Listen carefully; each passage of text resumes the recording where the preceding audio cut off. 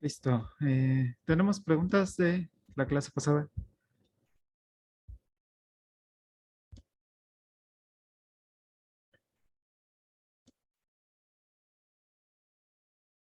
¿No? ¿Todo bien? Ok.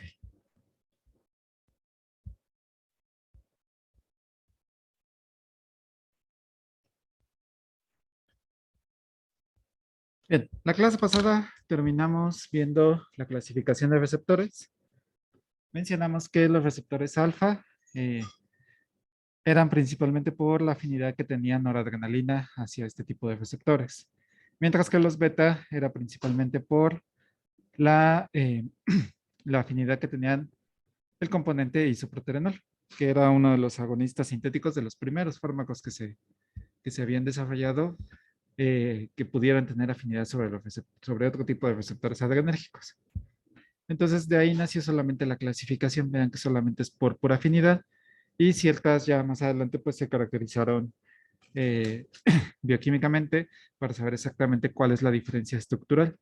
Pero de manera general de aquí salió esta clasificación. Vamos a ver ahora cuáles son las principales distribuciones de este tipo de receptores en el organismo, sobre todo para saber exactamente qué funciones van a estar regulando y qué características van a tener cada uno de ellos. Tenemos, por ejemplo, aquí a los receptores alfa 1, vemos que los vamos a encontrar principalmente en músculo liso y en vasos sanguíneos. Van a estar regulando los procesos contráctiles. Principalmente van a encargarse, sobre todo, de mantener el tono del músculo liso. Recuerden que el músculo liso es cualquier músculo que no podemos controlar, pero que puede tener ciertos efectos contráctiles. Normalmente los médicos utilizan el término esfínteres a todos aquellos tejidos que pueden tener esa capacidad de contraerse. Por ejemplo, tenemos un esfínter que está aquí en la tráquea, tenemos el esfínter que va a regular directamente los procesos de vías urinarias. Eh, Existe otro esfínter en la parte del duodeno, en la terminación del estómago, inicio del intestino. Hay otro pequeño esfínter que también puede controlar la separación entre un compartimento y otro. Entonces, cualquier tejido que tenga la capacidad de contracción va a poder ser regulado por los receptores alfa 1. Vean aquí, tenemos aquí algunos esfínteres. Se me olvidaba mencionar, por ejemplo, el útero. También con-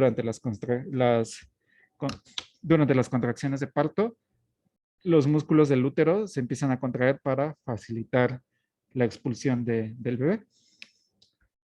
Eh, También vamos a encontrarlos a nivel de hígado, sobre todo para procesos metabólicos como la generación de glucogenólisis, es decir, la formación de este glucógeno, ¿no? De ahí veamos que solamente en glándulas salivales también podemos tener ahí un poco de presencia de los receptores alfa 1, pero vean que principalmente es efectos contráctiles a nivel de músculo liso y un poco acerca del metabolismo, ¿no? En algunos casos también los vamos a encontrar en sistema nervioso central, y también van a tener efectos activadores. Ahora vamos a centrar la atención en los receptores alfa 2. Los receptores alfa 2 también los vamos a encontrar en vasos sanguíneos y en algunos tejidos de músculo liso, y van a generar los efectos contrarios. Es decir, casi siempre los receptores alfa 1 y los receptores alfa 2 van a estar controlando las producciones contrarias. Uno va a generar el proceso de contracción, mientras que el otro va a generar el proceso de relajación o va a prevenir estos efectos contráctiles. Entonces, casi siempre van en pares para estar autorregulando sus funciones. De ahí tenemos, por ejemplo, efectos inhibitorios a nivel metabólico. Por ejemplo, permitimos la disminución de la liberación de insulina. También se encarga, por ejemplo, de regular otro tipo de neurotransmisores, como es el caso de la acetilcolina, que disminuye la liberación de este neurotransmisor. También de otros, también del mismo adrenalina puede estar contrarrestando su liberación. A nivel plaquetario, puede desencadenar mecanismos de agregación plaquetaria. Entonces, aquí, digamos, es algo importante a considerar porque muchos de estos fármacos pueden favorecer coagulaciones. Entonces, esto puede desencadenar en efectos fisiológicos bastante problemáticos, como por ejemplo algún tipo de derrame cerebral, algún tipo de isquemia, de infarto. Entonces, sí se ha visto que estos procesos de agregación plaquetaria llegan a verse en fármacos que son específicos para este tipo de receptores.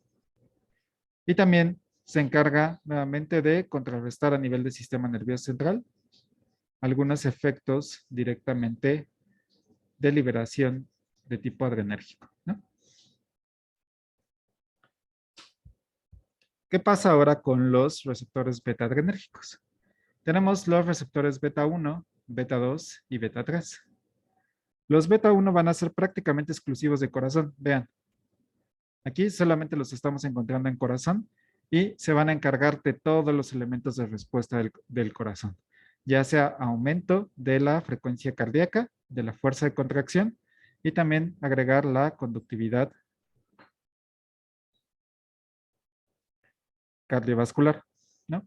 Eso de la conductividad lo vamos a ver ya que entremos al sistema cardiovascular, pero vean que tenemos prácticamente todo el incremento o la regulación de la fuerza de contracción del corazón recae en los receptores beta 1. Casi no hay receptores beta 1 en los otros demás órganos. Solamente los podemos encontrar un poco en glándulas salivales como agentes secretores de enzimas degradadoras de carbohidratos, pero podemos generalizar que los beta 1 van a estar solamente en corazón. ¿Qué pasa, por ejemplo, ahora con los beta 2? Los beta 2 ahora es una situación distinta, porque aquí los vamos a encontrar prácticamente eh, en vías respiratorias, los vamos a encontrar. En algunos esfínteres también van a generar procesos relajantes o van a incrementar su tamaño. Tenemos cierta participación de los receptores beta 2 en el corazón, sin embargo, quien va a llevar directamente los mecanismos principales van a ser los receptores beta 1. Sin embargo, no hay que descartar que sí tenemos ciertos elementos cardiovasculares. También se van a encargar del metabolismo, sobre todo, por ejemplo, de la absorción de glucosa y todo el proceso metabólico a nivel de músculo esquelético. Recordemos que este tipo de receptores, o bueno, más bien el sistema adrenérgico se encarga de optimizar toda la energía que tenemos para poder desarrollar algún tipo de actividad que necesite pues una energía de manera considerable. Eh, También, por ejemplo, regula la liberación de más noradrenalina, es decir, si este tipo de receptores, más bien si el organismo necesita más adrenalina, va a unirse a los receptores beta y estos van a potenciar o facilitar la biosíntesis de esta noradrenalina. Entonces, ¿qué más tenemos aquí? Se encargan, por ejemplo, de controlar el sistema inmune a través de la inhibición de la histamina, en este caso en células del sistema inmune como los mastocitos. Pero básicamente vamos a decir que los receptores beta 2 los encontramos en todo el organismo y tienen actividad importante a nivel pulmonar, mientras que los beta 1 se van a encontrar solamente en corazón. ¿Qué pasa ahora con los beta 3? Los receptores beta 3 son receptores, vamos a llamarlos de reciente descubrimiento. Es decir, se empezaron a identificar por ahí de 1990. Ya, bueno, ya prácticamente tienen 30 años que se identificaron. ¿Qué características tienen estos receptores? Realmente hasta el día de hoy difícilmente hemos localizado alguna función o algún tipo de receptor que sea de manera importante o que por lo menos recaiga en una función fisiológica, digamos, específica para este tipo de receptores. Sin embargo, lo que se ha visto es que estos receptores van a desencadenar el proceso de lipólisis, es decir, la degradación. ¿Dónde está raro esto?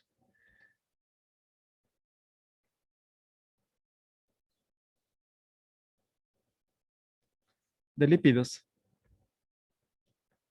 y el aumento del metabolismo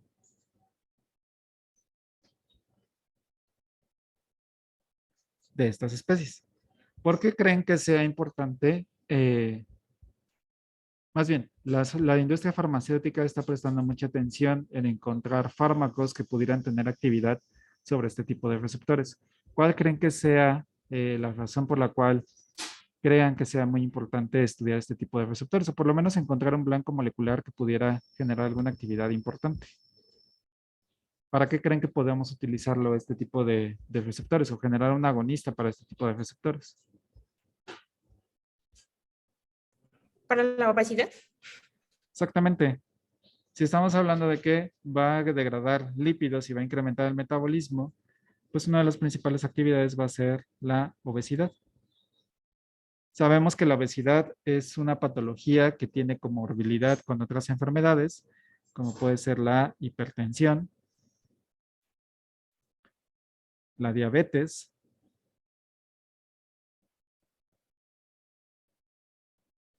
y también la insuficiencia renal. Entonces, la obesidad puede desencadenar estas enfermedades, entre muchas otras, pero principalmente son las que recaen. Si nosotros además sabemos que a nivel mundial tenemos un problema, inclusive nuestro país está dentro de los primeros lugares de obesidad, o por lo menos tenemos primer lugar en obesidad infantil y pues ahí vamos en el segundo o tercer lugar a nivel de obesidad mundial. Entonces, pues es importante contrarrestar este proceso de metabolismo, sobre todo acelerar el metabolismo de los lípidos. Entonces, los receptores beta 3 se cree que tienen actividad ya sea regulando el metabolismo de estos lípidos o inhibiendo metabolismo a nivel de carbohidratos. Entonces, digamos que orienta al organismo a que empecemos a tener este tipo de degradación de los ácidos grasos como obtención de energía.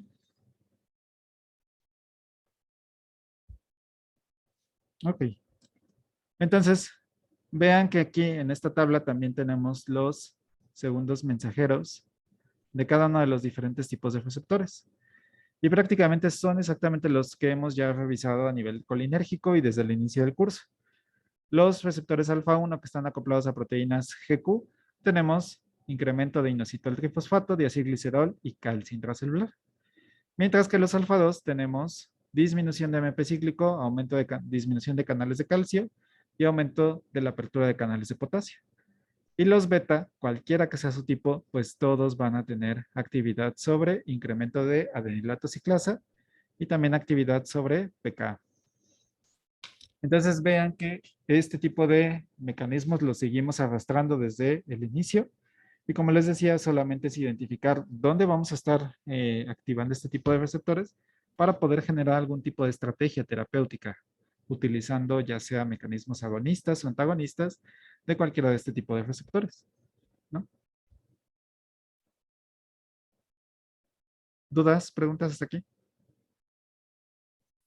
Profe, el beta 2 ahora sí, en su forma general era como mm, de excitación o algo así. Sí, todos son agentes, bueno, en este caso músculo liso van a generar procesos de relajación, van a generar también dilatación a nivel pulmonar y a nivel metabólico van a generar excitación, activación del sistema metabólico. Gracias, profe. Ujú.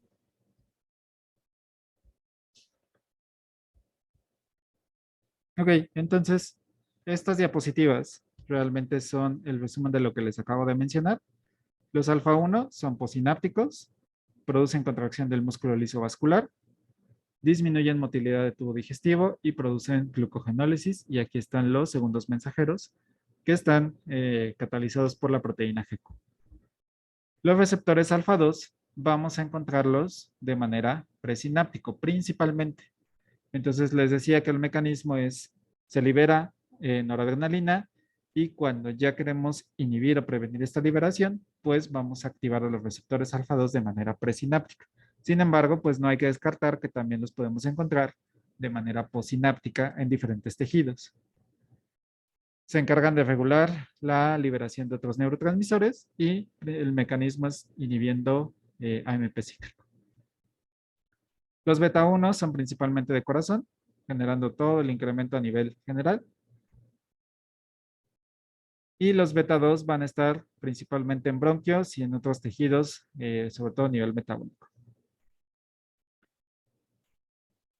Entonces, con todo esto y más que nada con el esquema anterior, con este esquema, pues tenemos las mismas estrategias para el diseño de fármacos que sean agonistas o antagonistas de los receptores adrenérgicos, ya sea agonistas de tipo directo o de tipo indirecto. Los de tipo directo, nuevamente, son aquellos que van a agonizar o antagonizar cualquier tipo de receptor, ya sea receptores alfa 2, beta o alfa 1. Y los indirectos se van a encargar tanto de la liberación de esta noradrenalina, procesos de recaptura o procesos de a nivel de metabolismo, o inclusive fármacos que se encargan de regular las enzimas de degradación, como las enzimas monoaminoxidasa. Entonces, son las mismas estrategias que se han desarrollado para el diseño de fármacos. Entonces, ahorita vamos a ver unos ejemplos de elementos agonistas de tipo adrenérgico. Vean que tenemos de acción directa, acción indirecta y de acción mixta. Es decir, también tenemos algunos elementos que van a estar regulándose, ya sea tanto de manera directa o de manera indirecta. Es decir, tienen mecanismos de acción combinados. Entonces, aquí tenemos una tabla de los principales agonistas de los diferentes tipos de receptores. Vemos que norepinefrina tiene afinidad por todos los receptores alfa-adrenérgicos, ya sea alfa 1, alfa 2, y si recuerdan la clasificación, veíamos que tiene menos afinidad, pero no quiere decir que no tengan, sobre los receptores beta-adrenérgicos. Pues tiene sentido porque pues, la norepinefrina es la que se va a encargar de estar activando, desactivando todos este tipo de receptores. Vean que el isoproterenol no tiene actividad, es decir, no tiene actividad sobre los receptores alfa y es un agonista de tipo no selectivo para los receptores beta-adrenérgicos. Les pregunto, ¿ustedes creen que el isoproterenol pudiera funcionar de manera terapéutica? ¿Podríamos darlo para alguna patología? Sí, Sí, ¿no? ¿no? Sí. ¿Para Sí. qué tipo de patología podríamos darlo? Asma. Asma, ok. Para, para personas con baja frecuencia cardíaca. Baja frecuencia cardíaca, ok. ¿Qué más? Para personas que tengan estreñimiento. Estreñimiento, ok.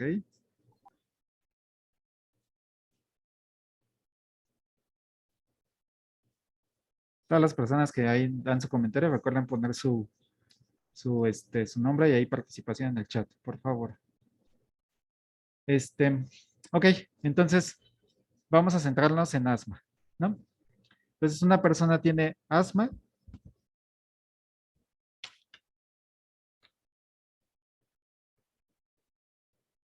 Que es, el asma se define como una broncoconstricción.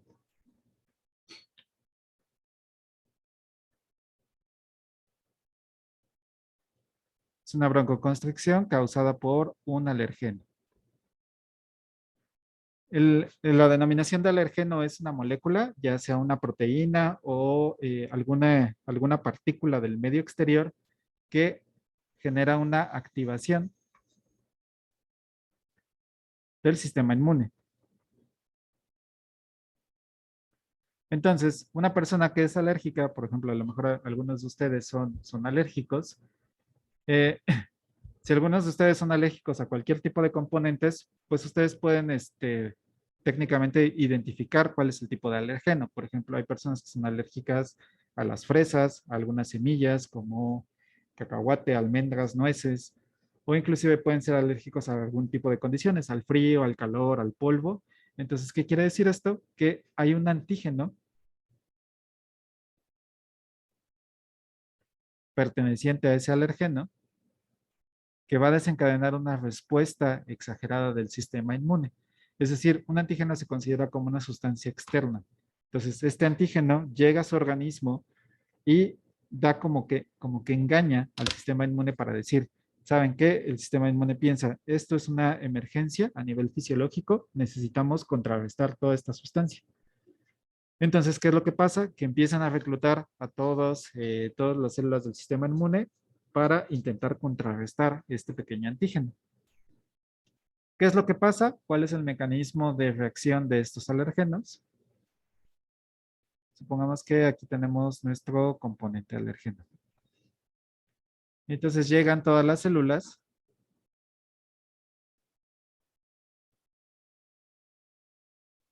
y lo empiezan a bloquear, lo empiezan a neutralizar.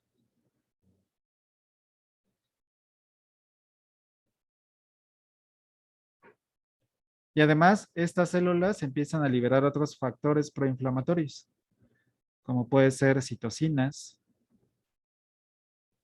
quimiosinas y factores proinflamatorios como interferón gamma, TNF-alfa, etcétera, ¿no? Entonces, ¿qué van a hacer estas moléculas? Vamos a llamarlo de manera coloquial, que es una bengala.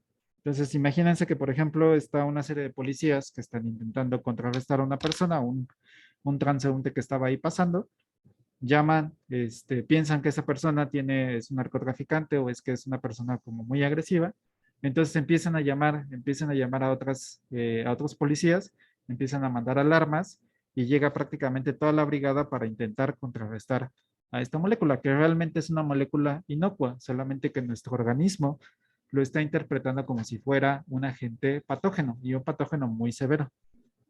Entonces todo esto genera más reclutamiento de células y esto se vuelve cada vez más grande. Empezamos a tener células cada vez más grandes y esto qué es lo que va a generar directamente en la tráquea. Tenemos aquí la tráquea, después de aquí se divide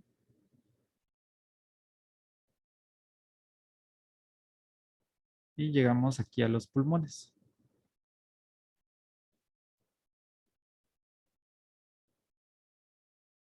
Entonces, si el alergeno llegó, vamos a decirlo aquí a tráquea, y llegó todas las células del sistema inmune rodeándolo, pues esto ya generó una obstrucción. Técnicamente el aire solamente tiene este pequeño espacio para llegar directamente hacia los pulmones. Entonces, ¿qué va a pasar? Pues que la persona que tiene un ataque asmático empieza a tener dificultades eh, para respirar. ¿Cuáles son los tratamientos que se le dan? Pues agentes que favorezcan la broncodilatación.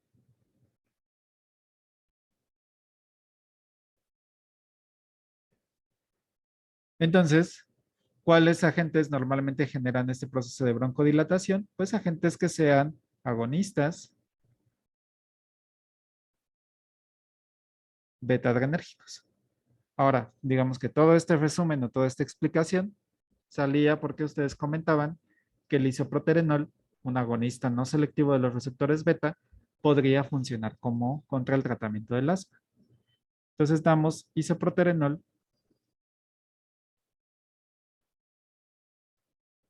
y ¿qué creen que le pase al organismo?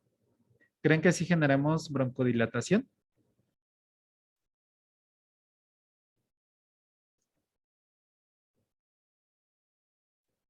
Yo creo que sí, pero Sí, yo bueno, creo igual que al mismo tiempo podría generar una hipertensión, ¿no? Porque también Es aumenta la frecuencia cardíaca. exactamente. Además de que recuerden que el isoproterenol es agonista, no selectivo. Entonces va a activar a los receptores beta 2, que son los que queremos para hacer la broncodilatación, pero también va a activar a los receptores beta 1. Y entonces digamos que el corazón, pues él estaba bien. O sea, la persona no se tenía reportes de algún tipo de hipertensión, algún tipo de taquicardia. Entonces, ¿qué es lo que va a pasar? Que este isoproterenol también va a activar los receptores beta 1. Entonces puede generar, como bien menciona su compañera, ya sea taquicardia o hipertensión. Entonces, aquí la estrategia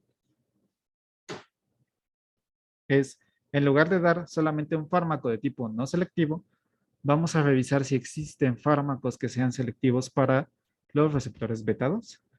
Y vemos que uno de los principales fármacos que tenemos que es por lo menos mucho más agonista sobre los receptores beta 2 es el salbutamol y también la terbutalina. Entonces, el salbutamol, a lo mejor muchos de ustedes lo conocen que es un agente antiasmático muy potente.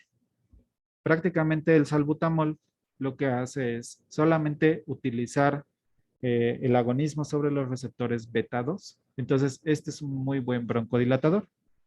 Y podrán preguntarse por qué no se han descrito, por ejemplo, personas que generen infarto cardíaco o que tengan hipertensión cuando están bajo el tratamiento del salbutamol. Y aquí tiene que ver principalmente por la forma farmacéutica.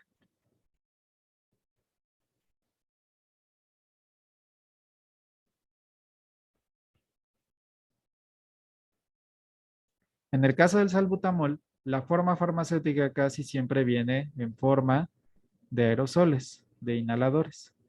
Entonces, los inhaladores normalmente lo colocamos aquí en la boca, hacemos apretamos para generar una atomización.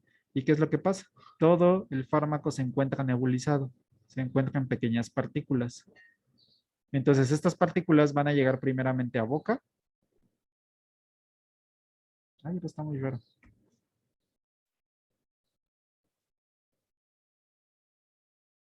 Ok, bueno, en lo que piensa la computadora.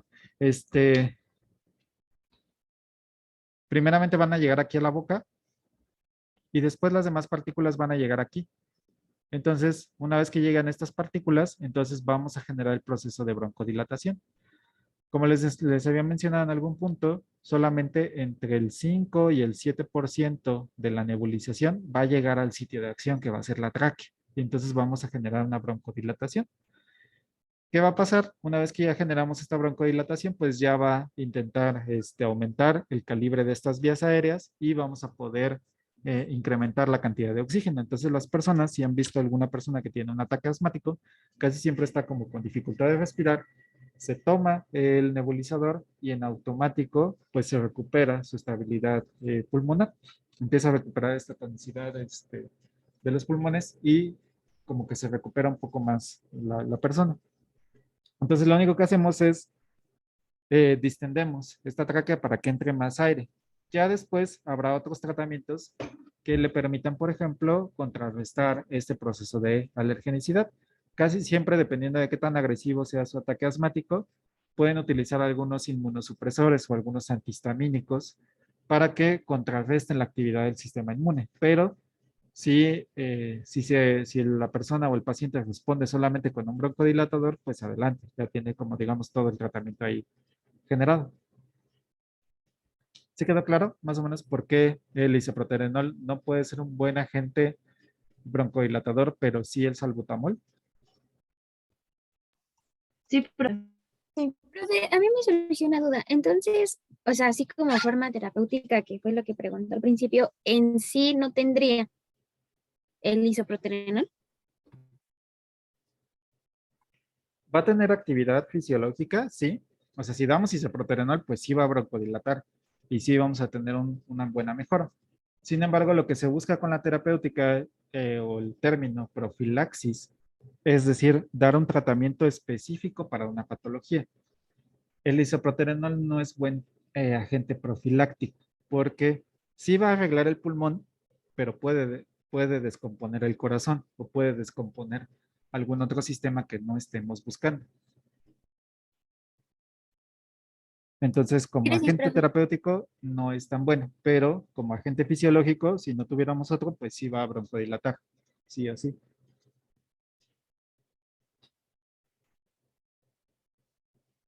Ok, profe, sí, y en caso de querer usarlo como agente terapéutico, porque pues no sé, o sea, igual y no tenemos otra opción o algo así, para evitar la taquicardia o que inerve al corazón, ¿se podría utilizar algún otro fármaco o tal vez un antagonista que tenga más afinidad con el músculo cardíaco o no? sí, sí, es muy buena tu observación. Eh, por ejemplo, vamos a utilizar, tenemos los receptores beta 1, beta 2 y tenemos el isoproterenol. Entonces, este va a agonizar a los dos receptores, pero yo no quiero, supongamos que es la única estrategia que tenemos, estamos aislados y el único fármaco que encontramos en el botiquín fue isoproterenol. ¿Qué podemos hacer? Pues podemos, como bien mencionas, dar a un antagonista que sea de tipo beta 1 para contrarrestar y solamente permitir que el isoproterenol esté activando la vía beta 2. Podemos también dar un agonista colinérgico. Primeramente, para saber qué agonista colinérgico es el que necesitamos, hay que identificar qué tipo de receptores se van a encargar de activar a los receptores, al sistema colinérgico en el corazón. Si son, por ejemplo, los receptores M2 en corazón, entonces yo puedo dar directamente un agonista M2 y entonces puedo contrarrestar esta parte. Si yo sé que también a nivel cardíaco los receptores alfa 2 también van a encargar de contrarrestar este efecto, puedo dar un agonista alfa 2 para intentar neutralizar este efecto del isoproterenol. A este tipo de estrategia donde utilizamos muchos fármacos para contrarrestar una enfermedad se le llama polifarmacología.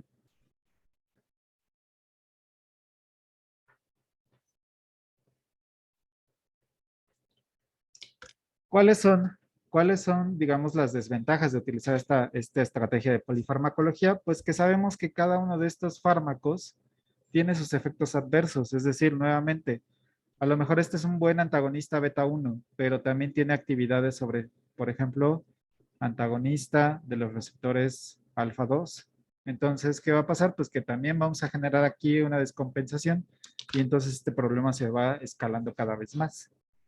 Entonces, sí puede funcionar, solamente que recordemos que mientras más sustancias estemos ingresando al organismo, más efectos adversos vamos a estar generando. Luego muchas veces esto pasa con la terapéutica aquí en México, sobre todo, por ejemplo, si van, ya sea con médicos, sobre todo médicos que ya son un poco más grandes, están acostumbrados a que si el paciente no recibe una receta con 5, 6 tratamientos, las personas creen que es un mal médico, porque dicen, pues es que no me recetó un buen para todo. Pero, ¿cuáles son los efectos adversos de estar combinando mucha cantidad de fármacos? A lo mejor otro médico que dice, ¿sabes qué? Solamente te voy a recetar un solo medicamento que yo sé que es específico para el tratamiento que necesitas. ¿Cuál es la desventaja? Que este tratamiento te va a salir 10 veces más caro o 5 veces más caro que toda la lista de los diferentes tratamientos. Entonces, aquí hay que checar exactamente cuál es el tratamiento y cómo podemos estar quitando fármacos o medicamentos de nuestra receta. Recomendación personal para ustedes, con sus familiares, chequen las recetas. Chequen las recetas que dan los médicos y vayan revisando exactamente para qué se lo prescribió. Entonces, si ustedes creen que, por ejemplo, alguno de estos elementos no son tan relevantes en el paciente o ya sea su familiar, amigo o inclusive ustedes mismos, pues revisen exactamente qué les están dando y cuáles son los efectos adversos de cada uno de ellos y si realmente es necesario estar tomando todos este tipo de medicamentos.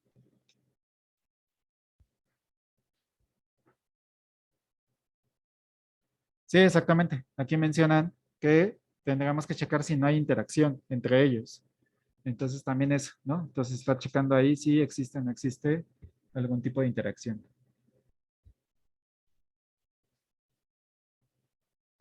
Ok. ¿Preguntas de esta parte?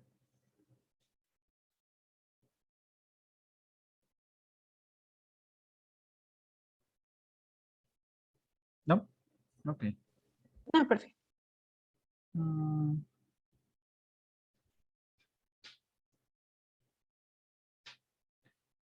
ok, entonces, eso es con respecto al sistema respiratorio. Vamos a ver, por ejemplo, ahora sobre el sistema cardiovascular, que es la dobutamina.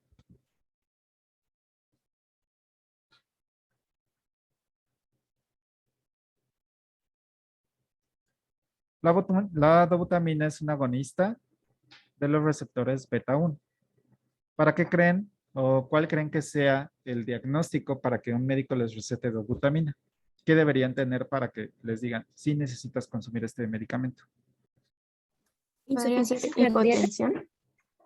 A ver dónde la ves, por favor. Hipotensión. Hipotensión, muy bien. Insuficiencia cardíaca. Insuficiencia cardíaca, ok.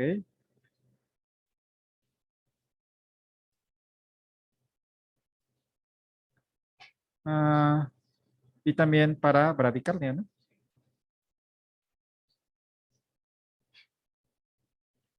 Ya sea personas que tengan insuficiencia cardíaca, que no contraigan muy bien el corazón, personas que tengan baja cantidad de latidos por minuto, o personas que tengan la presión arterial muy baja. Entonces, pues sí, realmente los agonistas beta 1 se encargan principalmente para contrarrestar estas patologías cardiovasculares.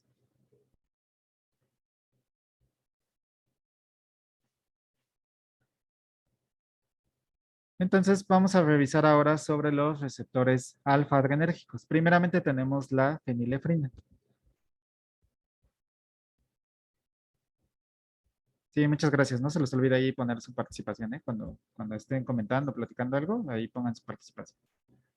Entonces, receptores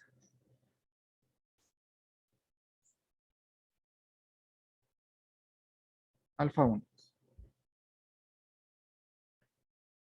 Entonces, tenemos como principal representante de los agonistas alfa 1 a la fenilefrina. Posiblemente muchos de ustedes lo conozcan o inclusive lo hayan tomado en algún punto de sus vidas. ¿Para qué lo han utilizado, la fenilefrina?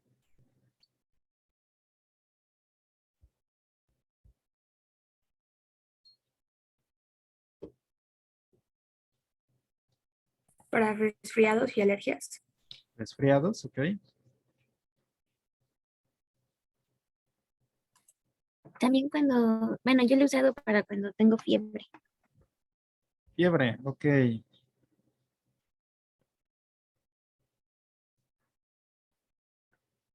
Muy bien. Eh, bueno, aquí tal vez vamos a dar la respuesta. Ok, principalmente o el 80% de ustedes los ha utilizado como cuando tiene algún tipo de resfriados o alergias. Entonces, habíamos visto que los receptores alfa 1 se encuentran en músculo liso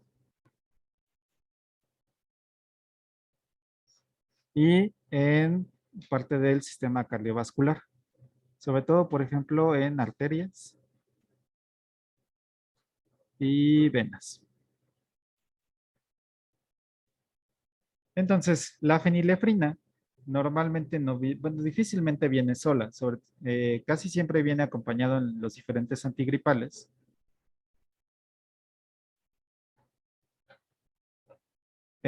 Por ejemplo, el Teraflu me parece ser que lo trae, que traen una mezcla ya sea de paracetamol, fenilefrina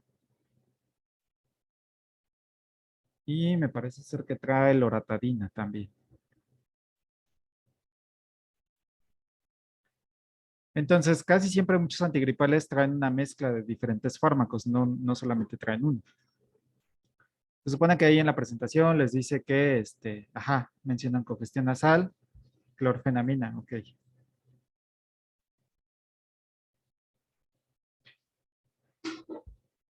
Sí, entonces la mayoría los utilizan ya sea para algún tipo de congestión nasal, para algún tipo les mencionan ahí en los diferentes empaques que es un remedio solamente para todos los síntomas de la alergia. Entonces, ¿qué es realmente lo que va a hacer la fenilefrina? Específicamente la fenilefrina. Lo que va a generar es un proceso de contracción músculo liso, pero en este caso va a ser exactamente de los canalículos nasales. Los canalículos nasales son donde tienen la nariz, donde termina, y sienten el hueso primeramente de la maxilar superior. Van a sentir que tienen como unas bolsitas, que son técnicamente esos canales son los que segregan el moco. Son prácticamente agentes que van a lubricar todo el tracto nasal y van a generar la producción de moco. Entonces, cuando nosotros tenemos gripa, lo que ocurre es lo siguiente. A ver si lo...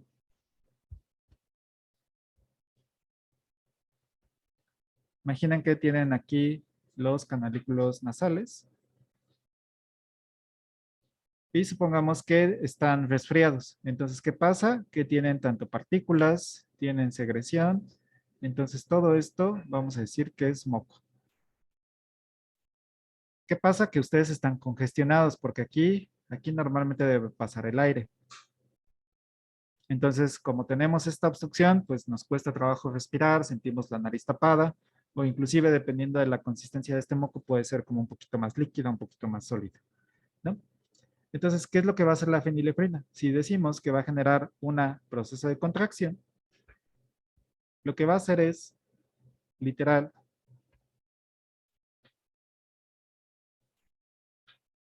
va a contraerse toda esta parte y este proceso de contracción va a empujar todos los residuos que estén acumulados, como si tuviéramos una manguera que queremos destaparla o queremos limpiarla, la vamos apretando hasta que eventualmente toda esta materia se va eliminando y eso sale en forma de moco. Entonces lo único que hace es contraer para descongestionar.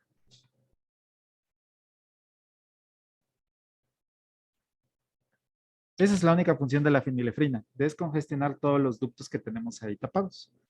En algunas ocasiones también tiene efectos sobre los lagrimales, entonces muchas veces con esta descongestión puede ser que nos haga llorar un poquito, que tengamos un poquito más de secreción en lágrimas directamente. Entonces, ¿qué es lo que va a pasar? Pues solamente tenemos este tipo de tratamientos, pero no sé si les ha pasado a algunos de ustedes que sientan algún tipo de efecto como taquicardia o que tengan un poquito de ansiedad. ¿No les ha pasado cuando toman algún tipo de antigripal, que tengan algún tipo de taquicardia, que se sientan un poco más inquietos, más nerviosos? ¿O no se habían dado cuenta? No, Creo pues es que generalmente cuando uno está enfermo se siente como bajoneado y ya cuando tomas el medicamento como que te sientes mejor o como más enérgico. Ok. Ajá, ¿alguien más iba a comentar? Sí, yo creo que sí, pero igual y lo confundo con mi estado basal, entonces tal vez no me he dado cuenta, pero sí es cierto lo que dice Denise. Sí, normalmente ustedes se sienten bajoneados y pues como que les da un incremento. O si son muy sensibles, pues sí van a sentir como, pueden inclusive hasta sentir los latidos. Ven cuando, por ejemplo, tienen un poco de hipertensión o se encuentran un poco más nerviosos, que inclusive pueden detectar cómo están sus latidos. Eh, y así como menciona también Carolina, sí, porque también libera noradrenalina. Ah, a ti te sudan las manos, ok. Entonces ahí aumentamos un poco el metabolismo. ¿Qué es lo que pasa? Sí, principalmente los canalículos nasales tenemos receptores alfa 1. Sin embargo, también en el corazón, aunque son los menos, tenemos también receptores alfa 1. Entonces, el hecho de que sea agonista de este tipo de receptores va a tener efectos a nivel de corazón y también a nivel de sistema nervioso central.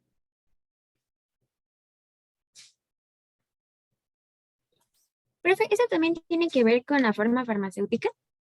Sí, sí, efectivamente. El hecho de que tú estés tomando una tableta o un jarabe, pues va directamente al tracto gastrointestinal. En el intestino, bueno, en el estómago y luego en el intestino se absorbe y se va a distribuir en la sangre. Y ya en la sangre, este medicamento se va a pegar a todo lo que pueda. Si encuentra un receptor en páncreas, lo va a activar. Si va a encontrar un receptor en sistema nervioso central, lo va a activar. ¿De qué va a depender? Pues nuevamente, como les he mencionado, tanto de la afinidad y de la concentración. Si tenemos mucha concentración, pues va a empezar a activar todos los receptores. Además, también hay que ver la concentración de receptores en el tejido. Entonces, esos son los efectos adversos que se pueden observar directamente con el tratamiento, pero ahí depende principalmente de los receptores que se expresan en otro tipo en otro tipo de órganos. Entonces, ahí es por eso es que cuando ustedes voltean a ver su caja de medicamentos, ven así un chorro de efectos adversos que dicen, puedes producir procesos inflamatorios, hinchazón, problemas cardiovasculares, resequedad de la boca, eh, no sé, a lo mejor mareos, náuseas. Entonces, todo esto tiene que ver por los diferentes receptores donde se han expresado este tipo de medicamentos. Digo, este tipo donde se han expresado los receptores y que puede activar el medicamento.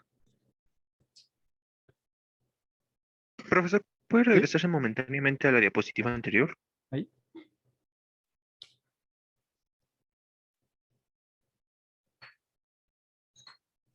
Ya, gracias. Sí, por nada. Ok, entonces la fenilefrina, pues se sigue utilizando digamos, como uno de los principales descongestionante nasal. Casi no tiene efectos adversos a nivel cardiovascular, pero sí son perceptibles en personas que llegan a ser muy sensibles a este tipo de componentes, sí los llega a afectar. Muchas veces tiene que ver tanto como sea su condición cardiovascular o también qué tanta cantidad de receptores pueden tener en corazón para que pueda activarlos de manera importante. Ok, y ahora pasando a los receptores alfa 2, tenemos a la clonidina. La clonidina es un agonista de los receptores alfa 2. Entonces, ¿para qué creen que se puede utilizar la clonidina? Estos recuerden que están acoplados a proteínas G. Para la Problemas de presión hipertensión. cardíaca. Para la Presión cardíaca. Adelante, compañera. Iba a decir que para problemas de hipertensión posiblemente. Ajá, exactamente. Presión cardíaca para problemas de hipertensión. Profe, ¿también podría entrar algún tipo como de problema hepático? Sí, en algunos casos se llega a ver que se podría utilizar, sobre todo si tenemos un déficit, se puede utilizar como tratamiento. Normalmente cuando se trata de problemas hepáticos, en algunos casos se utilizan mejor algunos sustratos para favorecer la estimulación de algún tipo de problema metabólico, ya sea, por ejemplo, estimular la glucogenólisis. Se pueden utilizar tratamientos o dar el sustrato para activar estas enzimas o algunos agonistas de las enzimas patológicas, pero sí, podría funcionar. Entonces sí, realmente la clonidina de los tratamientos que están reportados principalmente es como un hipotensor débil.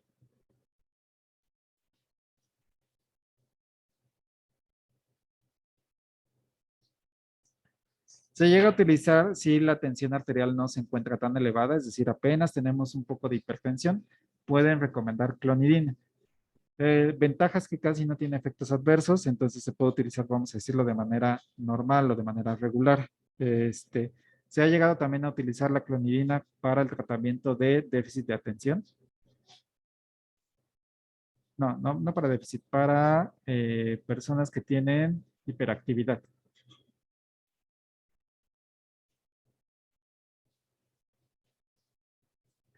También se receta mucho en niños, sobre todo en niños de 5 o 6 años que están así totalmente hiperactivos y que inclusive les puede dar un poco de déficit de atención, los puede ayudar a calmar un poco su cerebro para que más o menos lleguen a enfocarse y no estén ahí pues brincando y cambiando de un lado a otro. ¿Se puede utilizar para la diarrea? Sí, solamente que digamos que ya hay fármacos que son más específicos, que actúan directamente sobre los receptores del intestino, pero sí podríamos disminuir el peristaltismo y controlar la diarrea. Muy bien, Angie. Síndrome de abstinencia, muy bien, Karen, sí. Sí, en efecto, se me olvidaba. Gracias.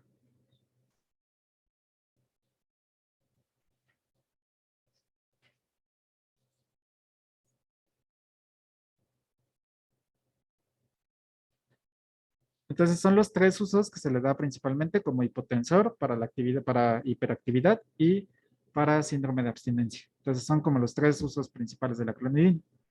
Entonces vean que conociendo la localización del receptor y conociendo su actividad, ustedes ya pueden predecir para qué o qué efectos van a encontrar si están tomando clonidina. A lo mejor ustedes se lo recetaron, vamos a suponer que se lo recetaron para hiperactividad, porque no pueden estar quietos.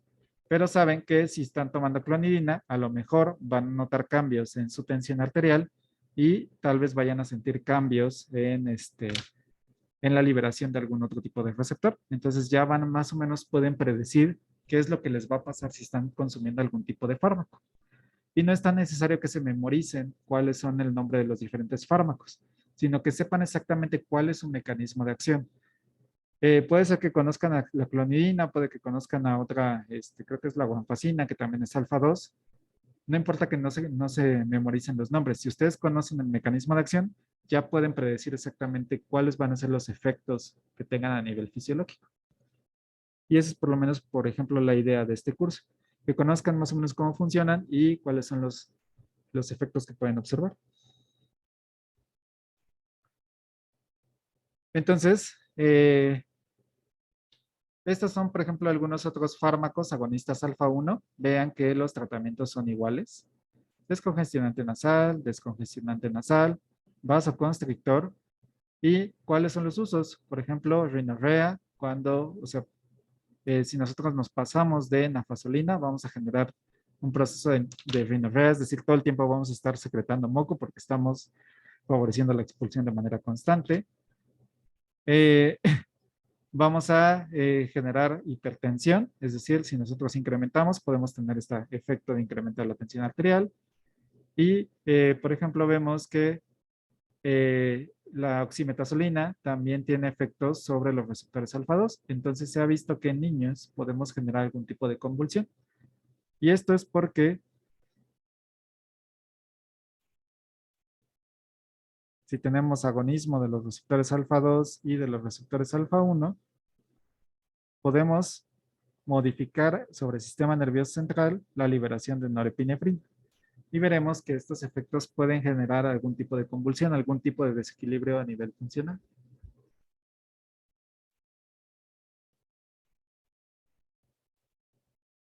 Ok.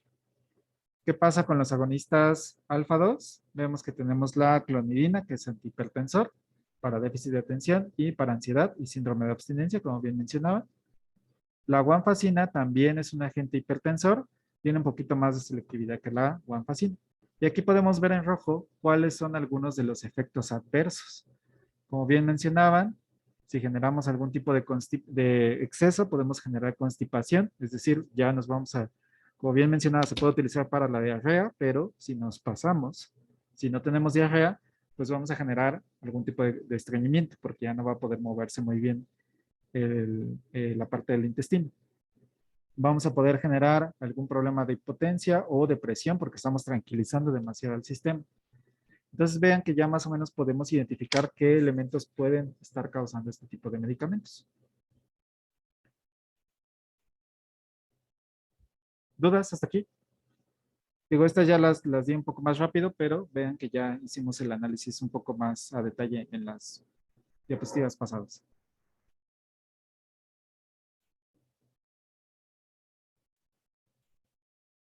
¿No? ¿Todo bien? Ok. ¿Qué pasa con los agonistas de tipo no selectivos? Tenemos el isoproterenol, que vemos que se puede utilizar para la bradicardia, para paro cardíaco y para relajación del músculo bronquial y gastrointestinal. Es decir, cualquiera de estos puede funcionar, pero solamente tener en cuenta que vamos a tener efectos en los diferentes sistemas que estamos activando. Casi cuando se llegan a utilizar, por ejemplo, el isoproterenol o la dobutamina, cuando se utilizan en casos de emergencia. Es decir, si una persona, como viene ahí el caso de dobutamina, una persona tiene un infarto al corazón en medio de una cirugía y no responde con algún otro tipo de agonista, podemos dar la dobutamina para literal despertar al corazón. Lo primero que se utiliza es dar un shot de adrenalina para más o menos incrementar o responder los efectos. Pero si no funciona la adrenalina, podemos dar algo un poco más fuerte que es la dobutamina para reactivar al corazón. Posiblemente ustedes lo han visto en diferentes series, ya sea policíacas o médicas, que cuando una persona se infarta, casi siempre va el médico o el actor y le inyecta directamente un jeringazo en el corazón de adrenalina para más o menos despertarlo. No es tan agresivo así en la vida real, pero sí se da una administración, ya sea intravenosa, para intentar despertar al corazón, seguido de una reanimación a nivel eléctrico. Es decir, por un lado, incrementamos la actividad contráctil y por otro lado damos la energía necesaria para despolarizar las neuronas del corazón y que pueda reactivar su funcionamiento. Ándale, Grey's Anatomy. Ándale, ahí se ve. Ok. Tenemos algunos agonistas beta 2 selectivos como el salbutamol. Vemos que se utiliza como broncodilatador. También se utiliza para contrarrestar broncoespasmos. Se utiliza sobre todo, por ejemplo, para relajar el músculo uterino. Es decir, si se detecta, el obstetra detecta que el bebé no está en posición correcta o que ya está intentando nacer, pero las condiciones tanto de quirófano como las condiciones de la madre no son las adecuadas, se puede dar una pequeña dosis de salbutamol para retrasar un poco más el parto, para evitar que empiecen las contracciones uterinas. Eh, ¿Cuáles son los efectos adversos? Pues podemos generar calambres porque tenemos estas contracciones ahí aceleradas en músculo esquelético. Podemos generar taquicardia y esto eventualmente puede desencadenar en arritmias y también tenemos efectos de ansiedad. Como les decía, las personas que son asmáticas no van a tener ni taquicardia ni calambres. Bueno, calambres tal vez un poco, pero sobre todo en la parte de la boca, pero no van a tener ni arritmias ni ansiedad porque no va a llegar o la cantidad que va a llegar a esos órganos va a ser muy pequeña. Entonces casi no vamos a observar estos efectos adversos. La terbutalina funciona igual, solamente que sí se utiliza un poco más para retrasar el parto, ¿no? Entonces ahí cuidadito un poco más con la terbutalina porque sí es un poco más agresivo, un poco más fuerte. Entonces vean que todos estos, pirbuterol, fenolterol, formoterol, salmeterol y biolterol, son agentes antiasmáticos. ¿De qué va a cambiar el efecto o el uso, la selección de uno de estos? De sus propiedades físico-químicas y sus propiedades farmacocinéticas. Es decir, en cuestión de asma tenemos diferentes grados, diferentes clasificaciones. Hay personas asmáticas que son muy agresivas, es decir, que el alergeno está presente en todo momento y si no se contrarresta el proceso anafiláctico del asma, puede, puede causarle la muerte a esta persona. Hay otros asma que son un poquito más sencillos, que pueden vivir prácticamente normal o que inclusive, aunque les dé un ataque asmático, pueden estar pues relativamente bien durante 1 o 2 horas sin su tratamiento. Les va a costar un poco de trabajo de respirar, pero pueden continuar con sus actividades. Entonces, se han desarrollado diferentes fármacos agonistas beta 2 que tienen los mismos mecanismos de acción, los mismos efectos adversos. Lo único que va a cambiar es el tiempo de vida media. A lo mejor alguno de ellos resiste más tiempo en los bronquios y eso hace que sea un tratamiento, no sé, cada 12 horas.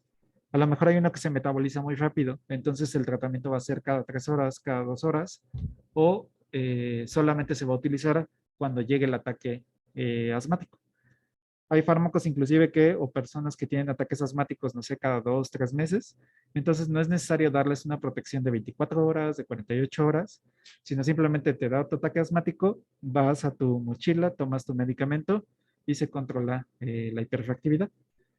También hay personas que tienen efectos constantes donde todo el tiempo están teniendo ataques. Entonces ahí dicen, bueno, para que no estés inhalando cada 10 minutos, te vamos a dar un fármaco que tenga metabolismo de 48 horas para que lo estés tomando cada 12 horas o cada 24 horas. Entonces solamente es la diferencia entre estos tratamientos. ¿Ok?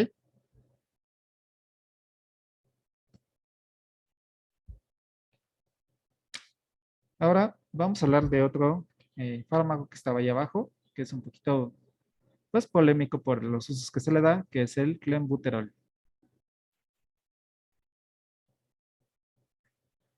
¿Para qué han escuchado que se utiliza el clenbuterol o dónde lo han escuchado mencionar?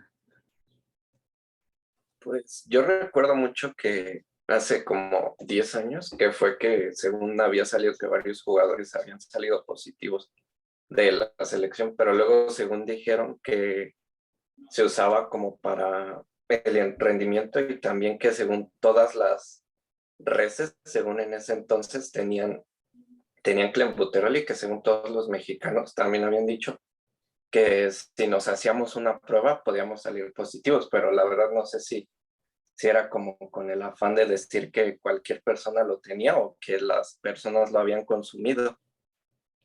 Sí, exactamente, muy bien. Y de hecho, esa fue la polémica que ocurrió con el clenbuterol y que todo el tiempo está ocurriendo. Ya que como mencionan en el chat, lo utilizan para crecimiento muscular, para el crecimiento de las vacas, para algunas enfermedades respiratorias. Entonces, el clenbuterol también es un agonista beta 2. Solamente que sus características lo hacen más afín no solo a sistema respiratorio, sino también a parte del metabolismo. Entonces, ¿qué es lo que hace el clenbuterol? Aumenta el metabolismo de manera general. ¿Por qué se utiliza a nivel agropecuario y ganadero? Principalmente porque, por ejemplo, si le damos a los diferentes animales algunas pequeñas dosis de clenbuterol, lo que vamos a hacer es que aumente su metabolismo. Al aumentar el metabolismo, lo que hacen los animales, como muchas veces tienen poco espacio y no tienen lo suficiente necesario para, vamos a llamarlo así, ejercitarse, pues lo que hace es que va a incrementar la producción de masa muscular sobre el tejido graso. Entonces sabemos que engordar a un animal para alimentación no tiene que ser solamente de tejido graso, porque si no la carne pues sería así muy, muy grasosa, ¿no? Veríamos así estas tiras blancas que vemos en los alimentos, entonces no daría tanto apetito consumirlo.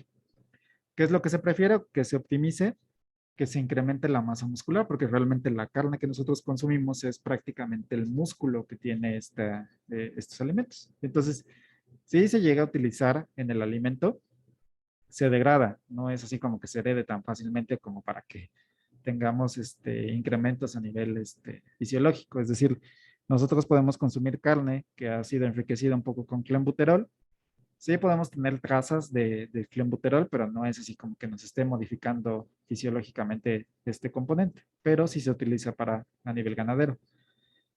¿Para qué lo utilizan? Ya sea los diferentes deportistas.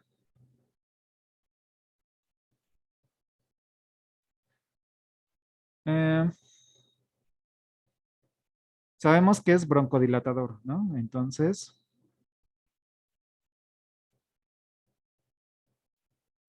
¿qué va a pasar? Que vamos a incrementar la cantidad de oxígeno a nuestro organismo. Entonces, por ejemplo, si somos deportistas de ejercicios aeróbicos, pues necesitamos altas cantidades de oxígeno para poder hacer rendir al organismo y para poder pues estar estimulando todo el proceso fisiológico. Entonces, un broncodilatador pues nos va a oxigenar mucho más rápido la sangre y vamos a incrementar o vamos a tener un poco mejor de rendimiento, no nos vamos a cansar tan rápido. Y también, como aumentamos el metabolismo,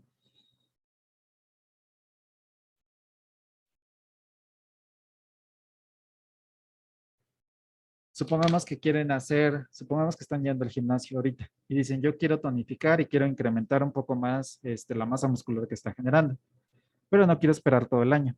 Entonces, tomo un poco de clenbuterol y ¿qué es lo que pasa? Pues que incrementa un poco más mi metabolismo, acelero mi metabolismo y veo los resultados de ganancia muscular un poco más acelerado. Además de que pues aumenta mi oxigenación, entonces tengo un mejor rendimiento dentro del gimnasio. Entonces, voy a ver resultados más rápido.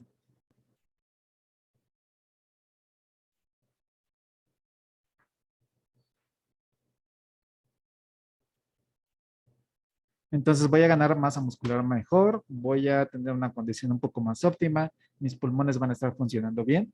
Entonces puede ser funcional para los diferentes deportistas.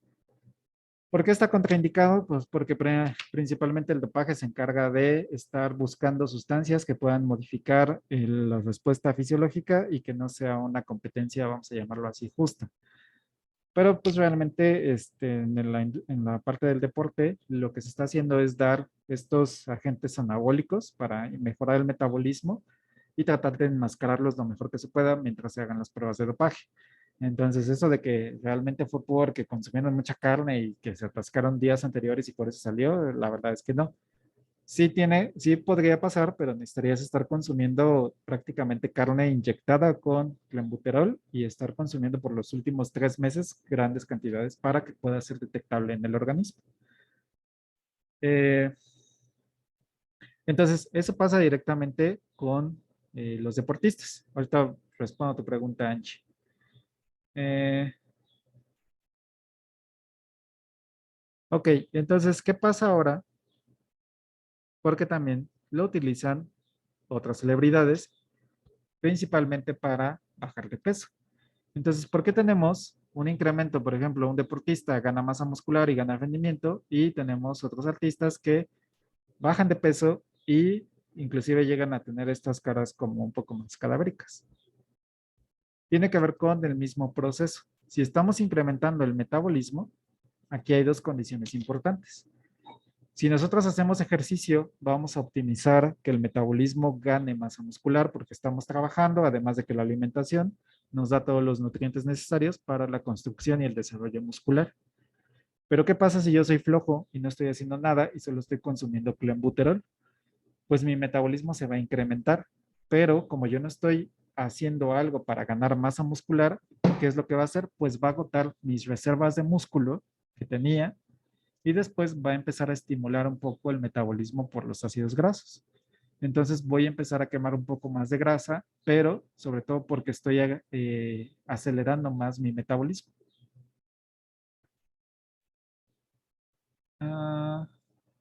Entonces sí, el clenbuterol se puede utilizar ya sea para ganar masa muscular o para perder masa muscular. ¿Cuál es uno de los principales problemas? Que puede generar un poco de ansiedad, puede generar irritabilidad y tenemos efectos a nivel respiratorio. Entonces no es así como la panacea para dar un mejor rendimiento, pero sí se ha observado que puede generar estos efectos adversos. Si se dan cuenta, por ejemplo, cuando tenemos un incremento de liberación de noradrenalina o cualquier otro tipo de neurotransmisor excitador, lo primero que nos va a pasar es que nos va a dar un ataque de ansiedad y después nos va a dar un ataque de irritabilidad. Entonces, por ejemplo, si ustedes van con sus instructores de gimnasio, casi siempre todos ellos siempre están de mal humor, siempre están así enojados, siempre les gritan, les hablan feo y tiene que ver porque pues ellos están en una condición de liberación excesiva de noradrenalina, ya sea por el tratamiento que están consumiendo, ya sea que estén consumiendo algún tipo de proteína que tenga o que estimule la liberación de adrenalina o que estén bajo algún otro tipo de suplemento tipo anabólico que incrementa la liberación de estos neurotransmisores. Pregunta Julio si es como los tratamientos de trasplantes sanguíneos para aumentar la cantidad de glóbulos rojos y aumentar los niveles de oxígeno. No conocía ese mecanismo. Tiene un poco de sentido de que aumentemos más la cantidad de oxígeno. Sin embargo, creo que es muy laborioso como para los resultados que se observa. Sí podemos incrementar la cantidad de sangre o estar restableciendo estos eritrocitos. Sin embargo, el organismo decide. O sea, si tienes muchos eritrocitos, saturas, puedes generar formación de coágulos y puedes tener ahí un paro cardíaco.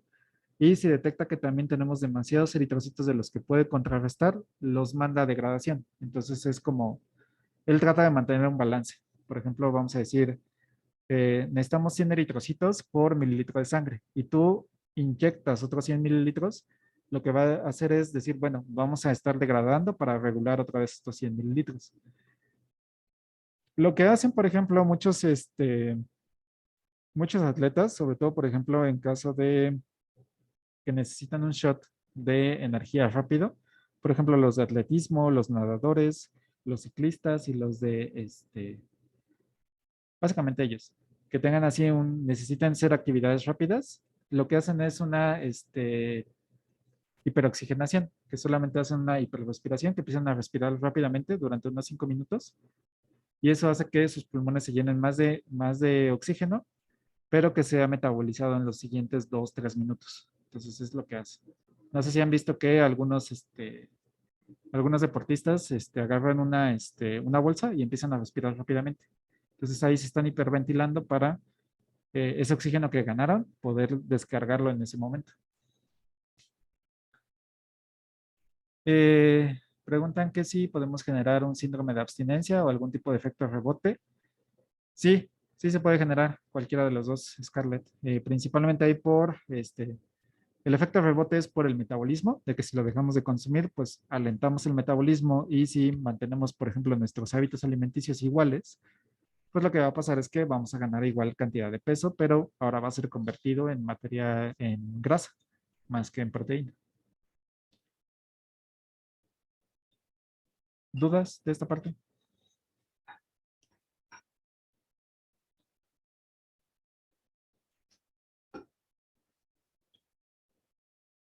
¿No? Ok.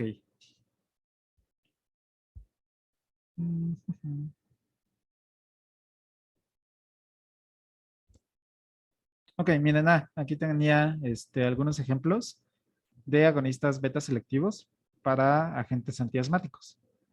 Entonces vean, por ejemplo, el salmeterol es un fármaco que dice que es de acción prolongada.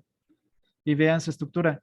Primeramente vean que ya no tenemos la formación del catecol. Por lo tanto, esta molécula es resistente a la COMT. Recordemos que la COMT necesitaba tener los dos hidroxilos de manera vecina. Aquí solamente con la adición de un metilo generamos esta resistencia. Y además vemos que su monoamina, a pesar de que solo sigue siendo una, pero vean todo el grupo funcional que se está cargando. Entonces, vean que todo esto va a afectar directamente sobre la activación o la resistencia hacia la monoamina oxidasa. Eso lo vamos a ver en la siguiente clase, algunas características para identificar o ensayos de estructura, relación estructura-actividad. De igual manera, el biolterol, aquí decimos que es un profármaco. Vean que si nosotros hidrolizamos aquí y aquí, vamos a recuperar el grupo catecol. Entonces necesitamos ser hidrolizados por algunas enzimas que son esterasas, que van a degradar estos enlaces ésteres. Vamos a recuperar estos grupos funcionales, estos benzaldehídos, y vamos a poder reactivar, vamos a dar un poco más de tiempo de vida media a esta molécula. Y además también se utiliza en combinación con otro fármaco que es la teofilina, que es un inhibidor de fosfodiesterasas.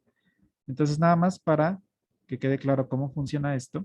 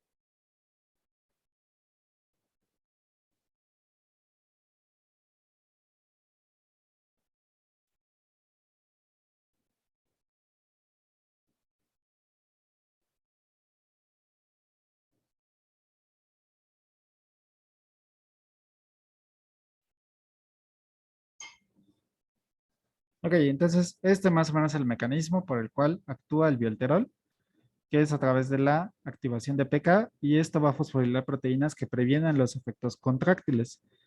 Principalmente inhiben a la enzima, a la sinasa de la cadena ligera de la miosina, y también activan a otras fosfatasas para prevenir este efecto de contracción. Eso, como les digo, ya lo vieron en su laboratorio. Pero si tienen dudas, como les digo siempre, me preguntan de qué pasamos acá.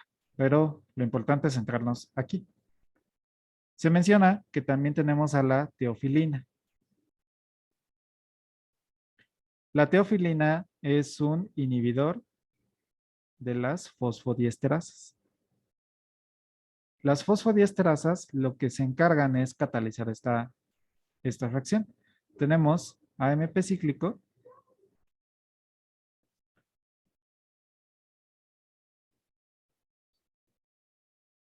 junto con la fosfodiesterasa. Lo que va a hacer es, como su nombre lo indica, va a hidrolizar un enlace fosfodiéster. El enlace fosfodiéster que está presente es el del segundo mensajero del AMP cíclico. Entonces, ¿qué va a pasar? Que la fosfodiesterasa va a destruir a este AMP cíclico y lo va a regenerar hacia AMP, que esta es una molécula que no tiene actividad, pero que se puede nuevamente fosforilar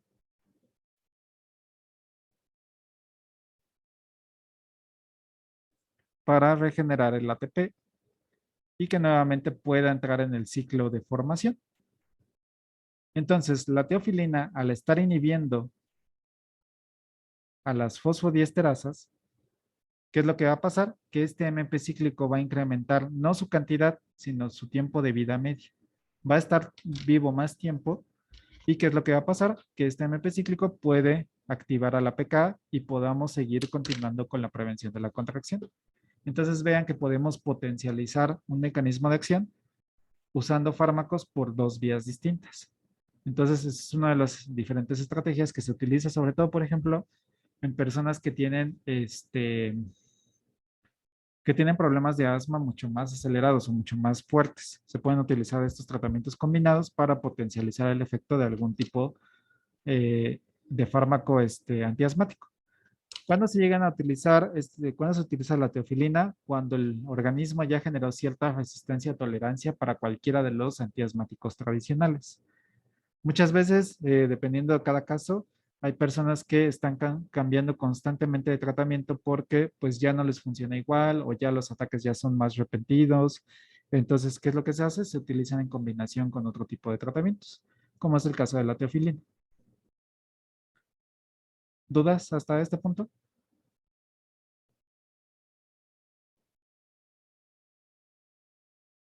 No. ¿No? ¿Todo bien? Ok. Pues vamos a dejarla hasta aquí para empezar a ver las anfetaminas la siguiente clase. Entonces, si no tenemos más preguntas, cuídense mucho y nos vemos el siguiente lunes. Gracias, profe. Gracias, profe. Gracias, Suerte en sus profe. Hasta luego. clases presenciales.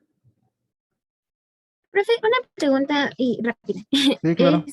Esto de, o sea, todo esto que estamos viendo, ando un poco perdida en eso. ¿Es del sistema